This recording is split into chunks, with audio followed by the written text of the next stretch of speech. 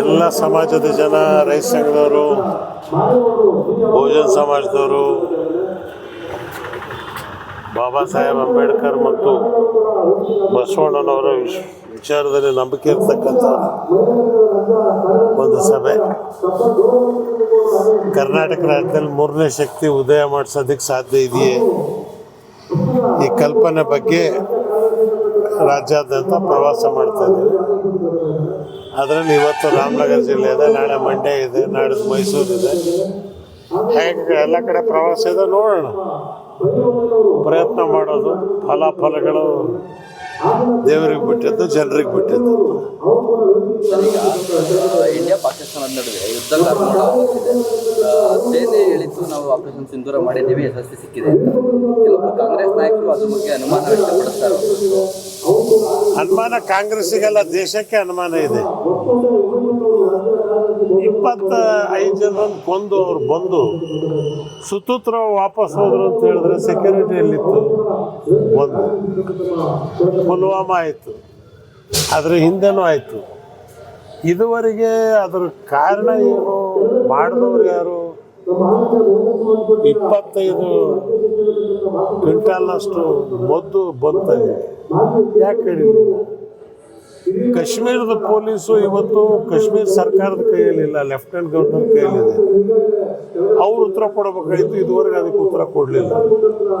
ನಮ್ಮ ದೇಶದ ಸೈನಿಕರಿಗೆ ಪೂರ್ಣವಾಗಿ ನಾವು ನಮಸ್ಕಾರ ಮಾಡಬೇಕಾಗಿತ್ತು. ಆ ಸೈನಿಕರು ಇರೋದ್ರಿಂದ ಇವತ್ತು ದೇಶ ಉಳಿದಿದೆ, ಇಲ್ಲದ್ರೆ ನಾವು ಅಧೋಗತಿ ಹೋಗ್ತಿದ್ವಿ. ಅಂಥದ್ರಲ್ಲಿ ಇವತ್ತು ಕೇಂದ್ರ ಸರ್ಕಾರ ಒಂದು ಕಡೆ ವಿಫಲವಾಗಿದೆ ಅನ್ನಕ್ಕಂಥದ್ದನ್ನು ಎತ್ತು ತೋರಿಸ್ತಾ ಇದೆ. ಇದು ಶುರುವಾದ ತಕ್ಷಣ ಮೋದಿಯವರಿಗೂ ಕೂಡ ಪೂರ್ಣವಾಗಿ ಬೆಂಬಲ ಕೊಡಬೇಕು. ಪ್ರತಿಯೊಬ್ಬರು ನಾವು ಕೊಟ್ವಿ. ನಾನು ಫಸ್ಟ್ ಸ್ಟೇಟ್ಮೆಂಟ್ ಮಾಡಿದೆ, ಮೋದಿ ಯಾವುದೇ ಪಾರ್ಟಿ ಇರ್ಬೋದು, ಬಟ್ ದೇಶದ ಪ್ರಧಾನಿ, ಅವ್ರಿಗೆ ನಾವು ಪೂರ್ಣವಾಗಿ ಸಹಕಾರ ಕೊಡ್ತೀವಿ ಅಂತ. ಆದರೆ ಇದ್ದಕ್ಕಿದ್ದಂಗೆ ಟ್ರಂಪ್ ಹೇಳ್ದ ಅಂಥೇಳಿ, ಡೊನಾಲ್ಡ್ ಟ್ರಂಪ್ ಹೇಳ್ದ ಅಂದರೆ ಯುದ್ಧ ನಿಲ್ಲಿಸ್ಬಿಟ್ವಿ. ಯಾರು ಟ್ರಂಪು? ಏನು ನಮ್ಮ ದೊಡ್ಡಪ್ಪನೇ, ಚಿಗಪ್ಪನೇ ಬಡಿಯತ್ತಿದ್ದು ಇದೆಯಾ? ಅವ್ರು ಇದು 70 ವರ್ಷದಲ್ಲಿ ಯಾವ ಮುಂಡೆದು ನಮ್ಮ ದೇಶದಾಗ ಕೈ ಹಾಕಿಲ್ಲ. ಈ ಬಟ್ಟೆದು ಹೇಳೋದು, ಈ ಬಡೈತದು ಹೇಳ್ತು ಅಂತೇಳಿ ಆ ಬಡೈತ್ ನಿಲ್ಲಿಸ್ಬಿಡ್ತಲ್ಲ.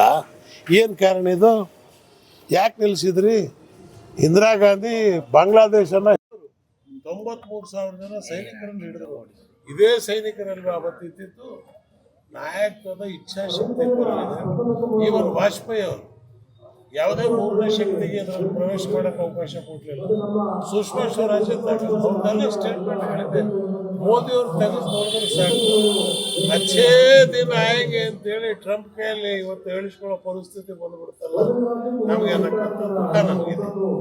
ಸಮಾಧಾನ ಇಲ್ಲ ಸರ್ ಆಡಳಿತದ ಬಗ್ಗೆ, ಈ ಯುದ್ಧದಲ್ಲಿ ತೆಗೆದುಕೊಂಡ ನಿರ್ಧಾರಗಳ ಬಗ್ಗೆ. ಯುದ್ಧದಲ್ಲಿ ತಗೊಳ್ತಕ್ಕಂಥ ನಿರ್ಧಾರದ ಬಗ್ಗೆ ಸಮಾಧಾನ ಇದ್ದಿದ್ರೆ ಇದು ಯಾಕೆ ನಿಲ್ಲಿಸ್ಬೇಕಾಗಿತ್ತು? ಏನಾಯಿತು? ಟೆರರಿಸ್ಟ್ ಸಿಕ್ಕಿದ್ರ? ನೀವು ಯುದ್ಧ ನಿಲ್ಲಿಸಿದ ತಕ್ಷಣ ಕೇಳಬೇಕಾಗಿತ್ತು ಟೆರರಿಸ್ಟಿಗೆ. ಅವ್ರನ್ನ ಹಿಡಿದುಕೊಡು, ಪಾಕಿಸ್ತಾನ ಮುಂಡಾಬೆ, ನೀನು ಅವ್ರನ್ನ ಒಪ್ಪಿಸು, ಇದ್ರೆ ನಾವು ಇದು ನಿಲ್ಲಿಸಲ್ಲ ಅಂತ. ಯಾಕೆ? ಎಲ್ಲಿದ್ದಾರೆ ಟೆರರಿಸ್ಟು? ಅವ್ರ ಹೆಸರೇನು? ಇವತ್ತವ್ರಿಗೆ ಗೊತ್ತಾಯ್ತಾ? 25 ಜನ ಸತ್ತರು. ದುರ್ದೈವ ಇನ್ನೊಂದು ಏನು ಅಂತ ಹೇಳಿದ್ರೆ, ಅಲ್ಲಿ ಪುಲ್ವಾಮಾ ಗಲಾಟೆ ನಡೆದ ಮೋದಿಯವರು ಸೀದಾ ಬಿಹಾರಿಗೆ ಚುನಾವಣೆಗೆ ಹೋದರು ನೋಡೋದಕ್ಕೆ. ಆದರೆ ಇಂಡಿಯಾದವರು ರಾಹುಲ್ ಗಾಂಧಿ ಅವರು ಸತ್ತವ್ರ ಮನೆಗೆ ಹೋದರು.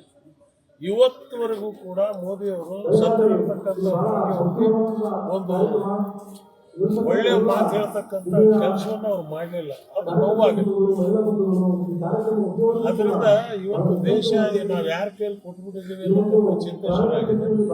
ಅದಕ್ಕೆ ಚಿಂತೆ ಮಾಡ್ತಾರೆ. ಬಾಬಾ ಸಾಹೇಬ್ ಅಂಬೇಡ್ಕರ್ ಅವರ ಸಂವಿಧಾನ ಏನು ಪರಿಸ್ಥಿತಿ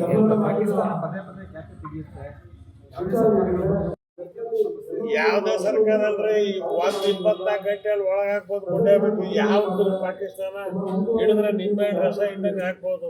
ಬಾಂಗ್ಲಾದೇಶ್ ಮಾಡಲಿಲ್ವೇನ್ರಿ? 90,000 ಜನ ಸೈನಿಕರನ್ನ ಹಿಡಿದು ಸರಿ ಹಿಡಿಲಿಲ್ವೇನ್ರಿ? ಅವಾಗ ನಮ್ಮ ಸೈನಿಕರು ತಾನೇ ಮಾಡಿದ್ದು. ಈಗ ಒಬ್ಬ ನರಪಿಳ್ಳೆಯನ್ನು ಹಿಡಿಯೋಕ್ಕಾಗಿಲ್ಲ ನಿಮ್ಗೆ ಅಲ್ಲಿಂದ. ಉಲ್ಟಾ ಹೋಗಿ ನವಾಜ್ ಶರೀಫ್ ಮನೇಲಿ ಇವ್ರು ಬಿರಿಯಾನಿ ತಿಂದು ಮಾಡಿದ್ರು ಮೋದಿಯವರು. ಯಾರು ಕರೆದಿದ್ರು? ಸರ್ವಜ್ಞ ಹೇಳ್ತಾನೆ, ಕರೆಯದೆ ಬರವನು ಏನು ಮಾಡಬೇಕು ಅಂತ. ಸರ್ವಜ್ಞನ ವಚನ ಓದಿದ್ರೆ ನಿಮ್ಗೆ ಗೊತ್ತಾಗತ್ತೆ. ಯಾಕೆ ಹೋಗಿದ್ರು ಪಾಕಿಸ್ತಾನಕ್ಕೆ ಇವರು? ಇವತ್ತು ಈ ದೇಶದ ಅಸ್ತಿತ್ವದ ಪ್ರಶ್ನೆ, ಈ ದೇಶದ ಗೌರವ. ಭಾರತ ದೇಶ 140 ಕೋಟಿ ಜನ ಇರ್ತಕ್ಕಂಥ ಶಕ್ತಿಯುತವಾದಂಥ ರಾಷ್ಟ್ರ ಇದು. ಅಂಥ ರಾಷ್ಟ್ರದ ಪ್ರಧಾನಮಂತ್ರಿಯಾಗಿ ಟ್ರಂಪ್ ಹೇಳಿದ ತಕ್ಷಣಕ್ಕೆ 24 ಗಂಟೆಯಲ್ಲಿ 2 ಗಂಟೆಯಲ್ಲಿ ನಿಲ್ಲಿಸ್ಬಿಟ್ರು. ಯಾವನ್ ಬಡಿಯುತ್ತೆ ಟ್ರಂಪು? ಏನು ನಮ್ಮ ದೊಡ್ಡಪ್ಪನ ಮಗನ ಚಿಕ್ಕಪ್ಪನ ಮಗನ ಏನು ನಮ್ಮಿಂದ? ನಿಕ್ಸನ್ ಇದ್ದಾಗಲೂ ಕೂಡ ಇಂದಿರಾ ಗಾಂಧಿ ಅವ್ರ ಮಾತು ಕೇಳಿ ಲೆಕ್ಕಿಸದೆ ಹೋಗಿ ಢಾಕಾನ ಹಿಡಿದ್ರು. ಆ ಕೆಲಸ ಇವತ್ತು ಲಾಹೋರ್ ಹಿಡಿದಿರ್ತಿದ್ರೆ ಒಂದೇ ಸಮಸ್ಯೆ ಪರಿಹಾರ ಆಗೋದು.